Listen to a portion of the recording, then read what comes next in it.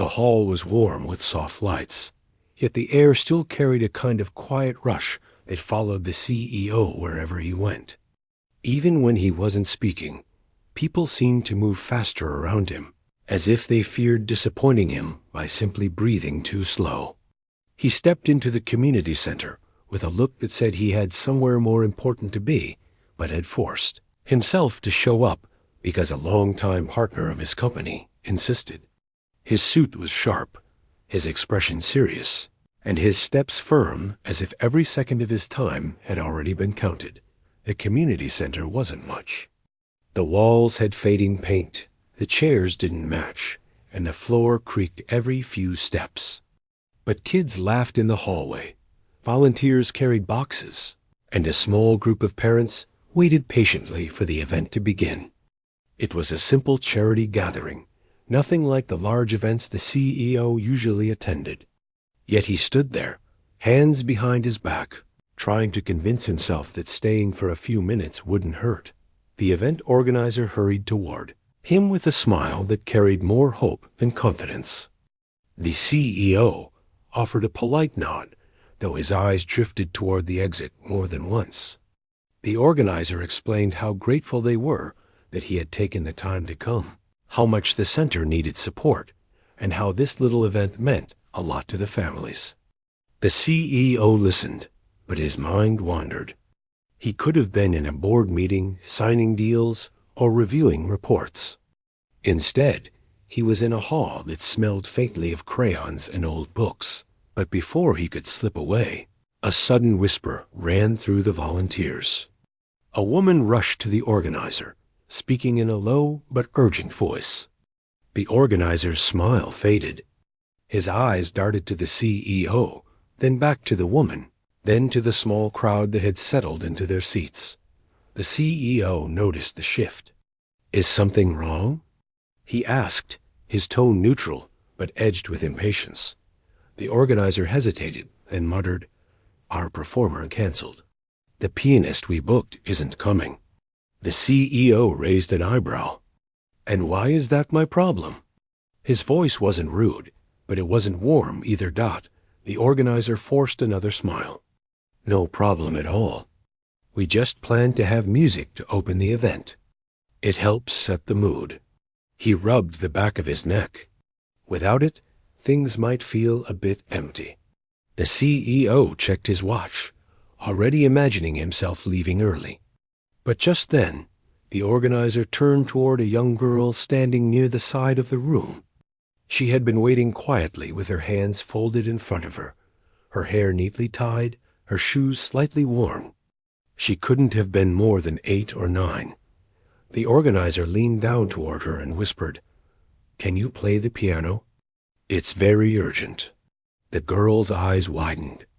She shook her head a little, not in refusal, but in surprise. She looked at the small upright piano placed against the wall. It was old, its wood scratched, some keys slightly darker than others.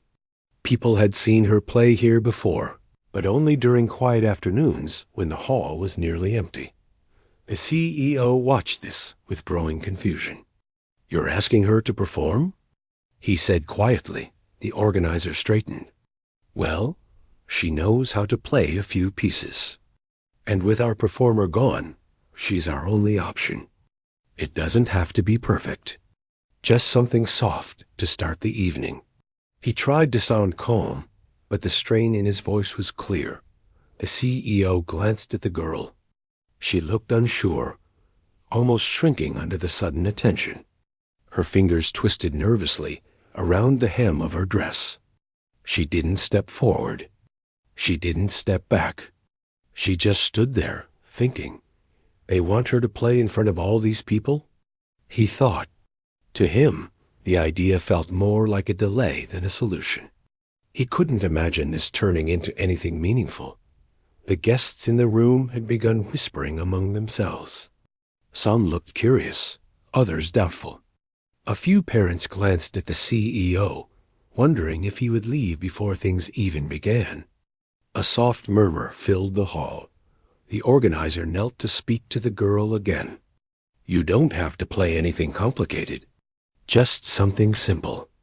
Everyone will like it. And we really need your help."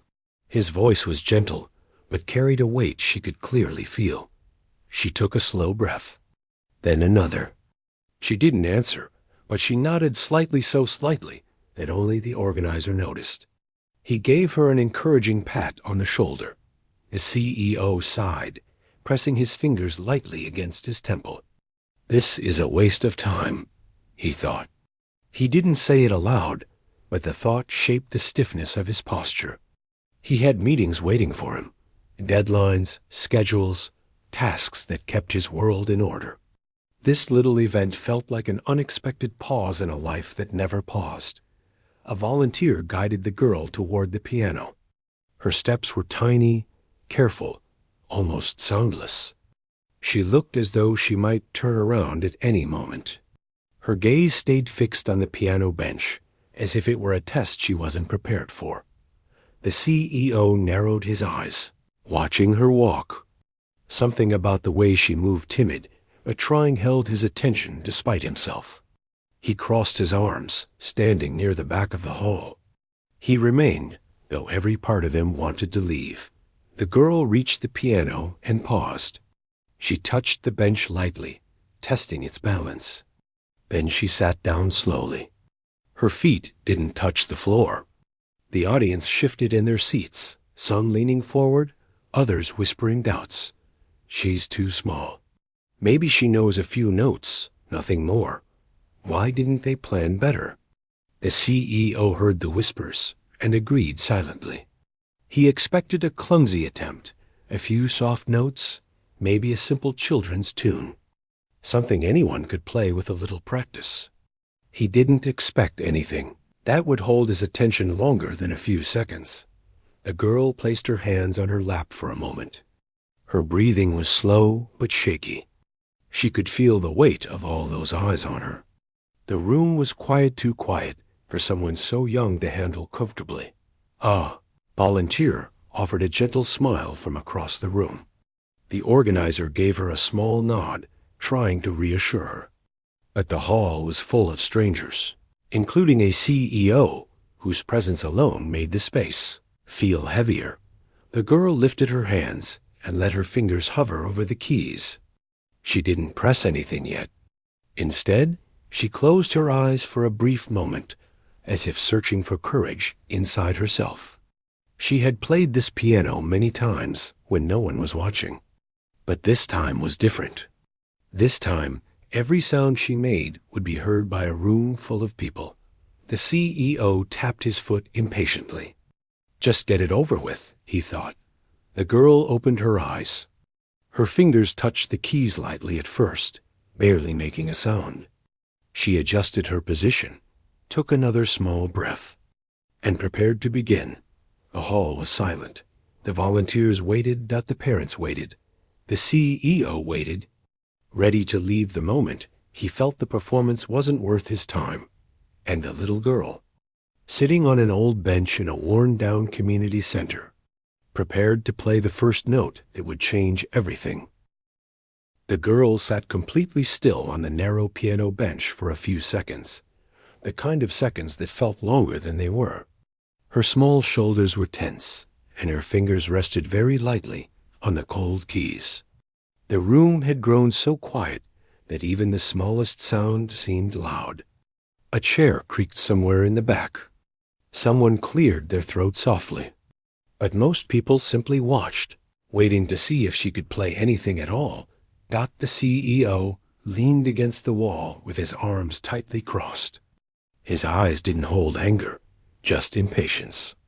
He had come here out of obligation, not interest, and now he was watching a child attempt to fill the space where a professional was supposed to be.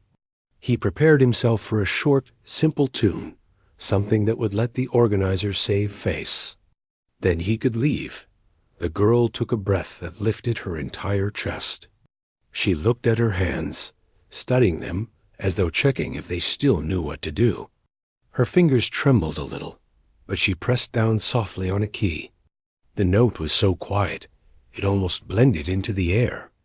She pressed another, then a third, as if reminding herself how the piano felt.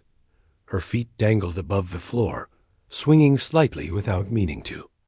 The light from a nearby window fell over her hands and the keys, creating a soft glow that made the old piano look less worn for a moment. No one spoke.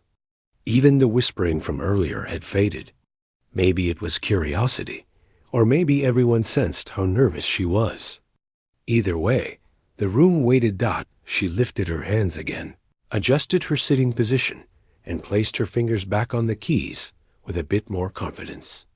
A small sigh escaped her, not of fear but of decision. Then she began. The first notes were gentle, almost like a quiet knock on a door.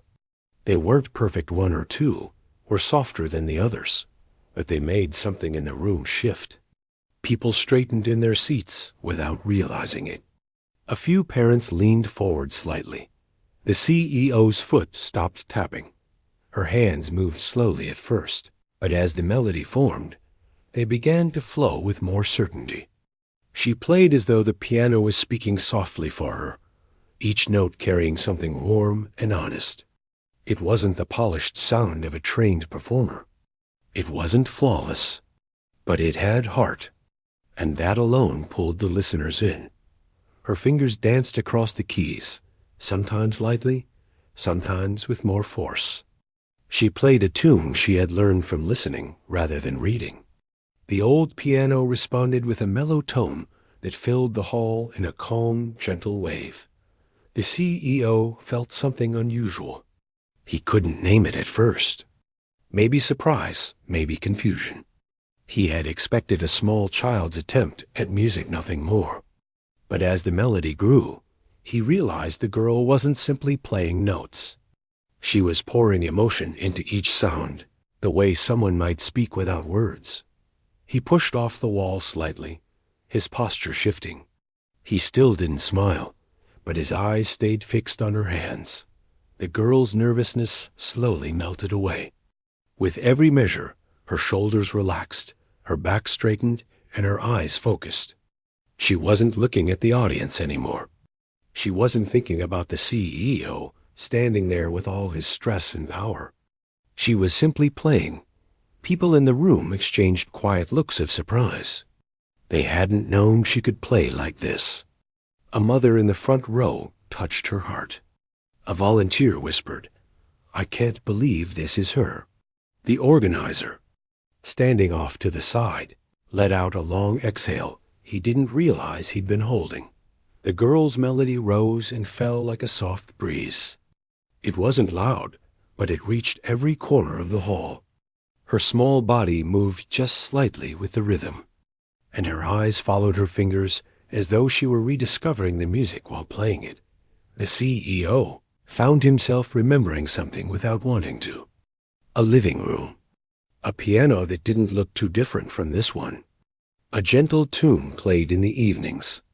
A warm laugh that echoed in the background. It hit him so suddenly he blinked, almost startled by his own mind.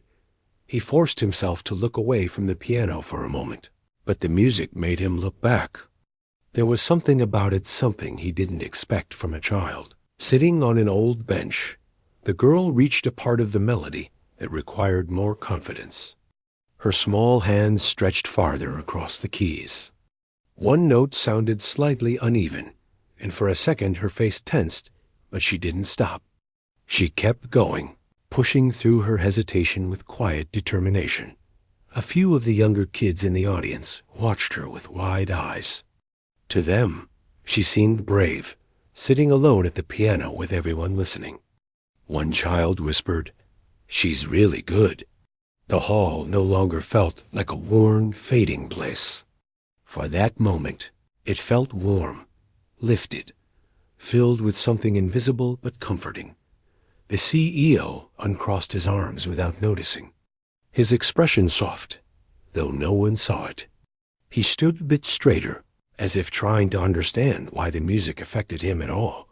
The girl continued playing, her hands moving with growing steadiness. She looked more alive with each note. Her earlier fear was gone, replaced with the quiet joy of someone doing something they truly loved. A volunteer filming the event adjusted the camera slowly, realizing this simple performance might become a moment worth remembering. They hadn't expected anything special when she walked up, but now they watched in awe. The girl reached the gentle middle section of the piece, where the notes slowed and softened. Her fingers floated over the keys, barely touching them, yet the sound filled the room like a whisper carried on air. People leaned in without realizing. The CEO felt something stir again. He swallowed, steady but unsettled by the sudden connection the music had created inside him. He wasn't used to feeling personal emotions in public. He wasn't used to being reminded of things he had pushed deep down, but the melody didn't care. It continued to move through the space, through each person who listened. Then came the part of the tune that lifted, rising gently upward. The girl's fingers moved faster, more confidently. The notes shimmered off the walls with a faint echo, giving the hall a brightness it hadn't felt earlier. Someone in the audience whispered, "This is beautiful." Another nodded without looking away. The girl, still sitting there with her feet swinging above the floor, didn't notice the impact she was having. She didn't see the way people watched her, some with admiration, some with surprise. She only saw the piano, the keys, the memory of the tune she had practiced in quiet corners of the center. Her melody reached a soft peak. Her hands moved with a rhythm that felt natural to her now, as if she had forgotten anyone was in the room. She played as if telling a story she couldn't speak aloud. The CEO let out a breath, quiet but heavy. His eyes followed the rise and fall of her hands. The past, which he had kept locked away behind meetings and deadlines, pushed its way into his chest. He wasn't crying. Not yet, but something inside him shifted. The girl moved into the final part of her tune. The notes returned to a softer sound, calming the room again. Her hands moved gently, almost tenderly. She slowed the pace just slightly, letting each sound linger. The audience sat completely still. Even the restless children were quiet. The girl finished with one last soft note. It hung in the air for a brief moment before fading. She lifted her hands slowly off the keys. Her small shoulders rose as she took in a deeper breath, as though waking from a dream she had created. The room stayed silent. No one clapped at first, not because they didn't want to, but because they were still caught in the moment. The CEO stared at the piano, at the small girl sitting there, at the space she had just filled with music far beyond her size. He didn't know it yet, but this was the moment everything inside him began to change. Then, softly, someone in the front row started clapping, and the sound slowly spread across the hall, growing into warm applause for the little girl who had played a tune no one expected. The applause grew warmer, slowly filling the hall like a rising wave. The little girl blinked in surprise as she looked around. She had expected people to smile politely, maybe clap for a few seconds, but the reaction she received felt much bigger than anything she could have imagined. Her small hands rested on her knees, and she looked unsure whether to stand or stay seated. The organizer rushed toward the stage, area with relief written all over his face. He had feared an awkward silence or a restless crowd, but instead he found himself watching a moment that felt almost magical. He gestured for the girl to stand and take a small bow. She hesitated, then rose and gave a shy, quick bow as the applause continued. What she didn't notice was the CEO. He stood near the back, silent, unmoving, trying to understand the storm of feelings that had hit him when she played. He wasn't someone who showed emotion openly, not even to people who had known him for years. His world was built on control, structure, and logic. Music, especially this kind of soft, heartfelt tune, had no place in the life he lived now, but the melody she played had swept through him like a quiet memory waking up after a long sleep. He felt a tightness in his chest, something he couldn't explain and didn't want others to see. He swallowed, trying to steady himself.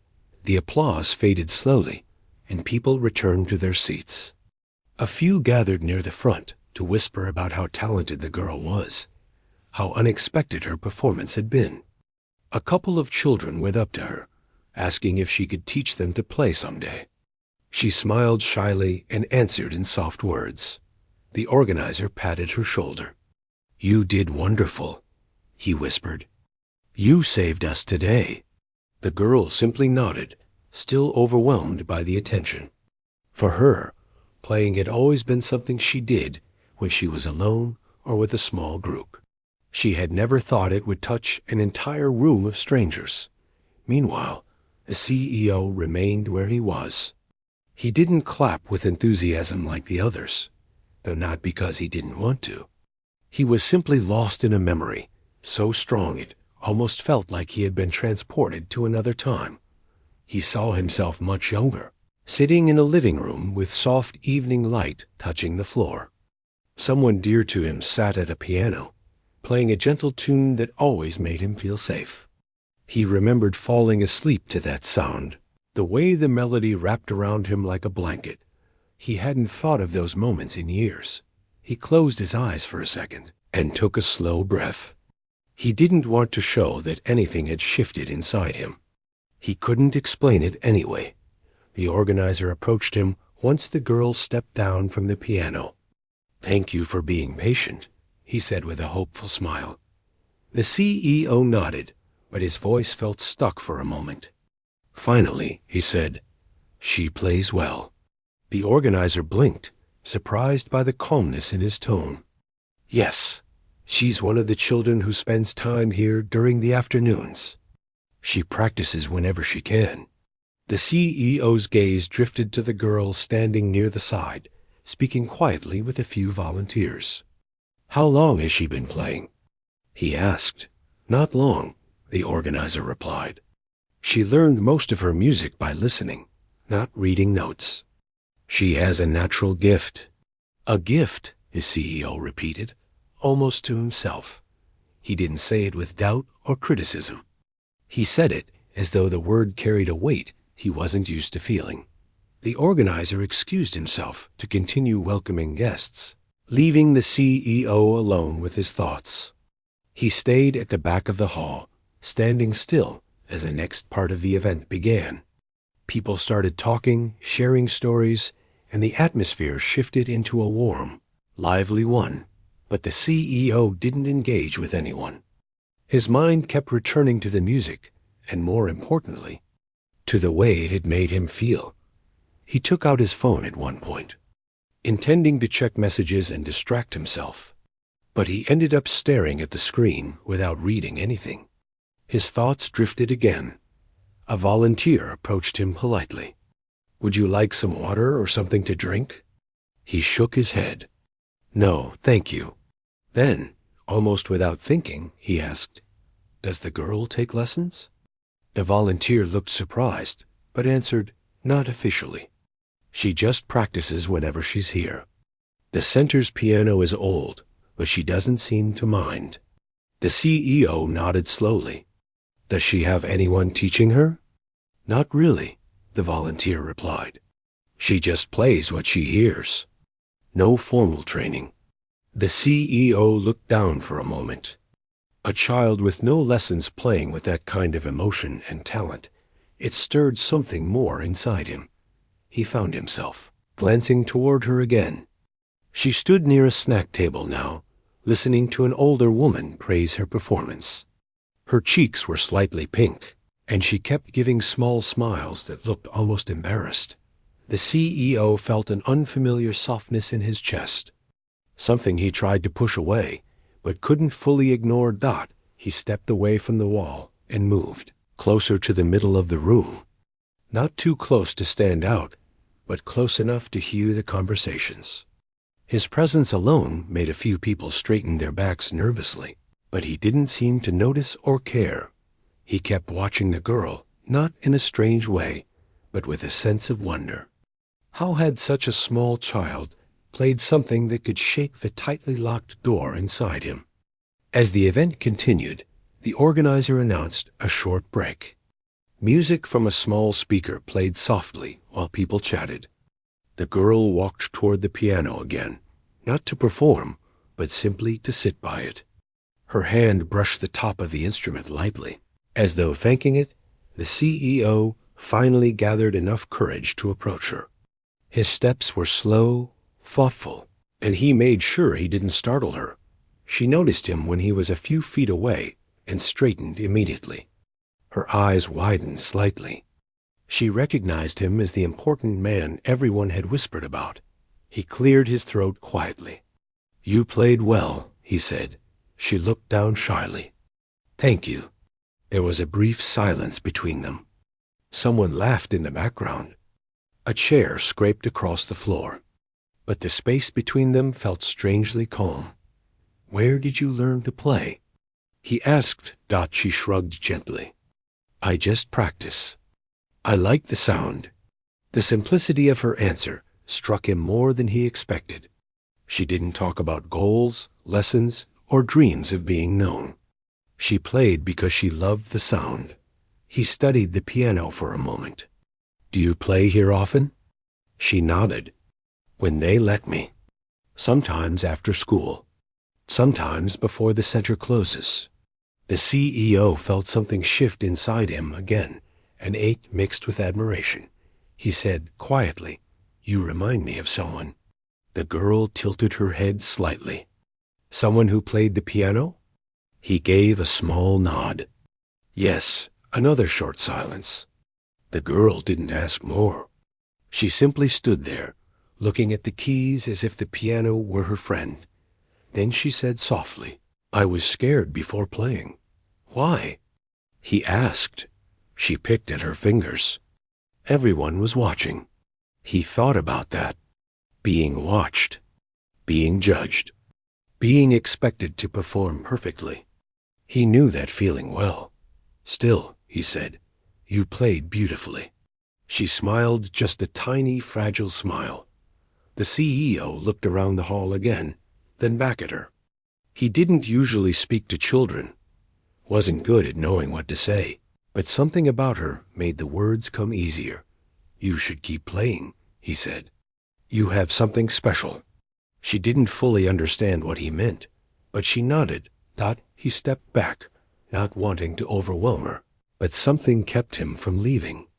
He lingered at a slight distance, watching her place her fingers on the keys again, not to perform, but simply to touch the instrument she loved. She pressed a single note. It echoed quietly. The CEO felt that tightness in his chest again. He turned away slowly, trying to regain control of his thoughts, but the melody she had played kept returning. Over and over. He didn't realize it yet, but the next moments of this evening would change far more in him than he expected. And the little girl, unaware of the storm she had stirred in him, simply continued touching the piano keys with the same gentle wonder she had begun with. Here is part 4, written in simple and natural English. The hall stayed silent long after the last note faded. It was the kind of silence that felt alive, like everyone was holding their breath and wasn't sure when to release it. The girl stood there, her hands still lightly shaking above the keys. She wasn't sure if she had played well, or if she had ruined everything. All she knew was that she had finally let out everything she had kept inside for years. And for the first time, it felt like the world actually listened. Before anyone said a word, the pianist who had doubted her stepped forward. His expression wasn't the same as before. The arrogance that had once covered his face had slipped away. He looked at her like he had just discovered something he never knew existed. But he didn't speak yet. He couldn't. His mouth opened, then closed, as if he was searching for the right words. Someone else broke the silence first. A person in the front row stood up and clapped. One clap, then another. Then the whole hall lowed. They clapped so loudly, the floor seemed to vibrate. The girl didn't know what to do. She had never received applause in her life, not like this, not from people who had come expecting something completely different. She stepped back slightly, almost overwhelmed by it. Her heart felt light and heavy at the same time. The pianist approached her slowly. When he reached the piano, he placed his hand on the lid, not touching her, not coming too close, almost as if he didn't want to scare her. He finally spoke, and his voice sounded nothing like the confident tone he used earlier. It was lower, softer, almost uneasy. "You play with something I've never heard," he said. "I didn't expect that. I was wrong earlier." The girl stared at him carefully. She wasn't angry. She wasn't trying to prove anything. She simply wanted to play. But hearing him say those words felt strange. She didn't know if she should trust him or not, but she appreciated his honesty. She nodded gently, not saying anything yet. She wasn't used to talking in front of so many people. Her hands were still trembling slightly from the performance, and she felt like if she spoke too quickly, her voice might crack. Then someone from the back of the hall asked, "Where did you learn to play like that?" All eyes turned toward her again. She hesitated. No one had ever asked her something like that. She knew they expected some grand story about a famous teacher or a prestigious school. But she didn't have one. She took a small breath. "I listened," she said quietly. "And I practiced when no one was watching." That simple answer made the room react again. There was something pure about it, something real. People exchanged glances, some whispering to each other. The pianist beside her looked even more surprised. He had spent years studying, competing, rehearsing under strict rules, while she had found her own path by just listening. "It wasn't perfect," the girl added, trying to be honest. "But I tried to play what I felt." Someone in the audience responded, "It was more than perfect." The pianist stepped back a little, giving her the space she deserved. It was clear now that the moment was hers, not his. For once, he wasn't the center of the music world inside that hall. The girl was. A group of students gathered around the stage, fascinated by her. One of them said, "Can you show us something? Even just a little?" The girl smiled nervously. She wasn't sure if she could play again so soon. She worried her hands wouldn't cooperate. Still, she sat down at the piano once more. The keys felt warm now, different from before. She chose a gentle tune, something simple, something that wouldn't overwhelm the moment. As she played softly, the hall grew quiet again. But this time, it wasn't because of shock. It was because they wanted to hear her. Every note she played came from a place that didn't need permission or approval. It was natural, honest, and human. She stopped after a few moments, not wanting to overdo it. When she looked up, she saw the pianist standing beside her again. His eyes were softer now, almost proud. "Would you consider playing with us again?" He asked. "Not today. Not under pressure. But someday, when you want to. I think people need to hear more from you." The girl didn't answer right away. She needed time to think. But the offer didn't scare her. It didn't feel like someone trying to take credit for her talent. It felt like someone who finally understood what she had carried alone for so long. She stood up from the piano and looked at the crowd one more time. Their faces weren't mocking her. They weren't doubting her. They were waiting, hoping she would continue. She gave a small bow, something she had seen performers do, but never imagined she would do herself. The crowd responded instantly, with warm applause that wasn't explosive or overwhelming this time. It was gentle, encouraging, almost comforting. As she walked off stage, she felt the weight she had carried for years slowly lifting. She had been laughed at earlier. She had been doubted by someone who had everything she didn't, but she had played anyway. She had shown them what she kept hidden inside her heart, and in doing so, she had changed something in that hall, something the pianist himself hadn't expected. She didn't know what would happen next. She didn't know if she would ever perform again. But for the first time in her life, she felt like the world wasn't as far away from her as it once seemed. The pianist watched her leave the stage, his expression still thoughtful. He knew something important had happened, something he couldn't fully explain yet. He didn't know her story, but he could tell she carried a strength he had never recognized before. And deep down, he understood one thing clearly. This wasn't the end of her journey, it was only the beginning. The moment the little girl lifted her hands from the piano keys, the room stayed in deep silence.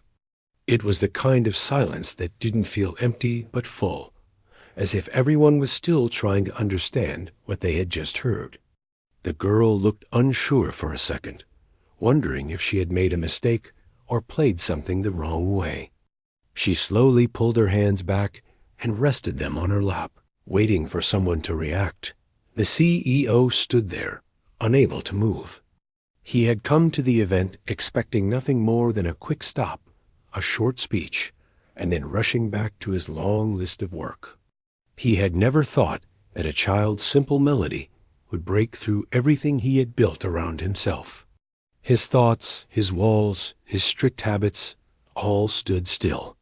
For the first time in a long while, he felt something real, something warm, something he had forgotten. People in the hall turned their heads toward him because they saw something unusual. The man who was always known for being unreadable now had tears slowly running down his face. He didn't even try to wipe them away.